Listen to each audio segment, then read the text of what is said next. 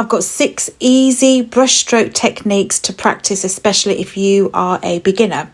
So let's get started. I'm using my round Princeton Neptune brush and it's size 8 and it's got a really nice tippy pointy bit. Make sure you mix the colour really well and hopefully you can see the point once the bristles are wet. So the first one is quite simple, it's just lines. I'm just starting off diagonally and I'm conscious of the fact that the angle of the camera is making it so that you might not be able to see this. So I'm conscious of that fact, so I'm hoping you can see this, but I think the first few you can't see.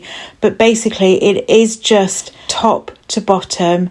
Keep your wrist straight and just try and do the straightest line possible.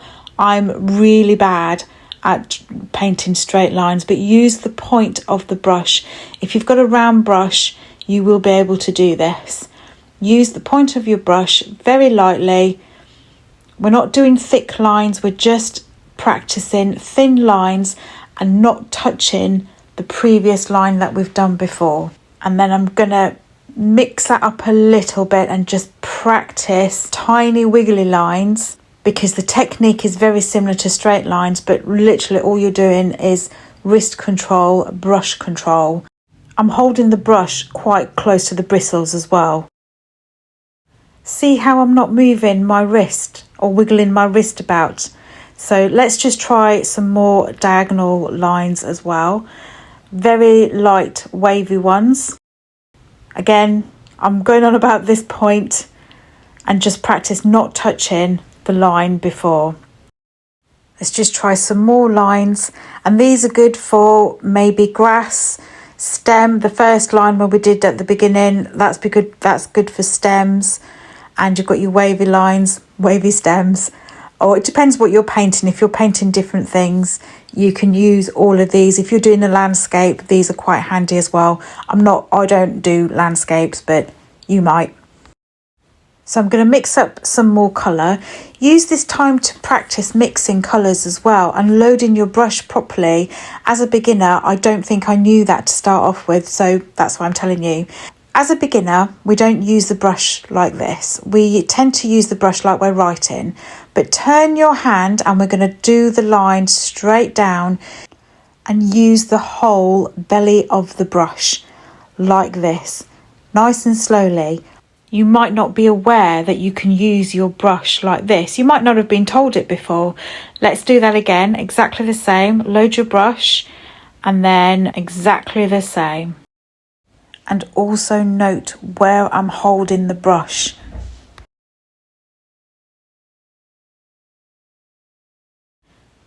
There we go. Oh, let's just bring this one down a bit more. There we go. So where might we use a technique like this? Well, I'll show you in a second what I use it for. Let me just do this one more time for you.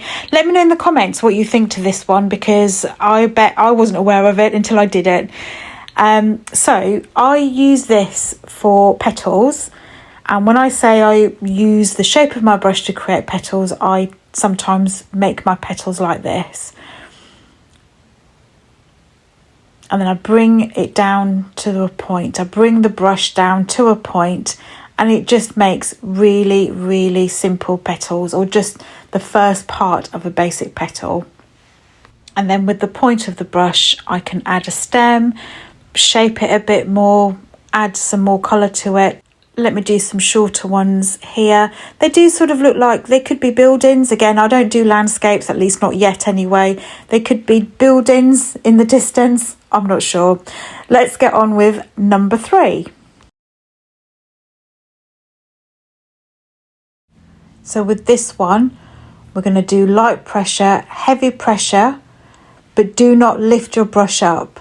Light pressure and then heavy pressure, back down, and then again light, then back down, heavy.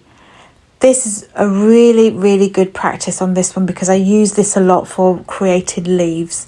So let's do that again. Light pressure, then heavy, so that the belly of the brush opens out, but keep the brush touching the paper. Lift up ever so slightly and then back down. I'll do a close-up shot for that one in a second. So light, heavy, light, heavy, light, heavy. You might have to practice that one a few times, but it's a really good one to practice. I'm not holding the brush too tight. Sometimes I hold the brush a bit closer to the bristle, sometimes a bit more in the centre of the brush. These are things that you should practice. Test out where you feel comfortable in holding the brush. The closer you hold the brush to the bristles, the tighter the painting or the loose flowers are going to be. The further away you hold the brush, the looser the flowers will be, or whatever painting you're doing. And you might think, am I wasting paint? Am I wasting paper? I don't think you should think of it like that. I think you should think of it as practicing. These are skills that are good to learn. They're going to make your paintings better or different, but you should definitely practice and practice. I'm just doing an example of how I would use this technique in painting a leaf. And I have got some leaf videos as well. I will leave them in the description box if you want to have a quick look at that. You can use this to create petals as well. I use it all the time. In my leaf video, you'll see a flower at the end if you did miss that. So I'll leave that in the description box. I find it quite relaxing and therapeutic to paint like this as well. When I'm not entirely sure what to paint, I find it really good. Okay, let's get on with number 4. This is the wiggle technique. We're going to use the belly of the brush again, but lift up slightly and still use that tippy pointy bit. Let me do that again for you. Put the whole brush down, wiggle, and then lift the tippy pointy bit brush up.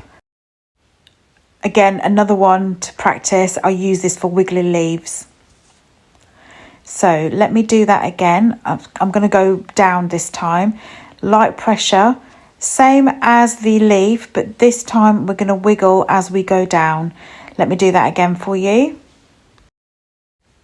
You could adjust this technique slightly because it looks like trees in the distance. You could turn that into trees, but let me show you how I make my wiggly leaves with this one.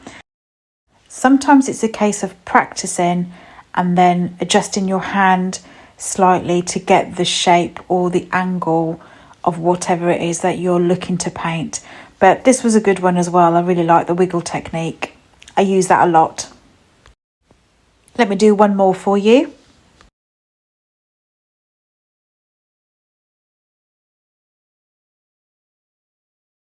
I've got a bit more space here, so I will do one more. I really love doing them. I really enjoy them.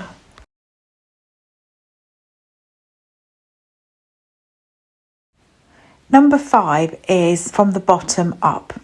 So light pressure, press down, and then keep going up, and then lift the brush up ever so slightly. Let me do that again.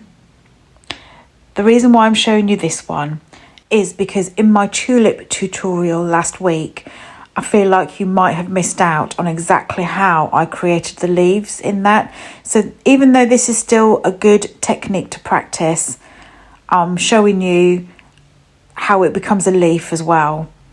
And I think because we've been doing top to bottom, you might not do or feel good with painting bottom to top. So that's why I'm showing you this one, and it's quite a handy one. And I'm going to do a flick on the next one as well. So light, heavy, keep going, lift up slightly, and then flick a tiny bit. Again, it's really good to practice, and it's really good to understand what kind of technique your brush can make, what kind of marks your brush can make. So for number 6, the final one, I'm just mixing up some yellow, very similar to number 2, but this time we're going to go horizontal. And again, this is good practice if you are wanting to do sunsets or landscapes. Eventually I will paint them. I'm just adding in a second colour as well. I haven't got too much water in my brush, but that's just going to blend really nicely, really gently. The paper's not wet, I haven't wetted the paper, but you could try this two-tone effect and just something to practice. Like I say, it's very similar to that second one. Instead of doing it down, we're just going to do this horizontally. You could do this with a bigger brush and just try this out with different brushes as well. So a bit of a different video today. I hope you found it useful, and I hope you will try some of these techniques and then tweak them and develop them into your own style, into your own pictures. Thanks for watching. See you next time. Bye. Watch this video next.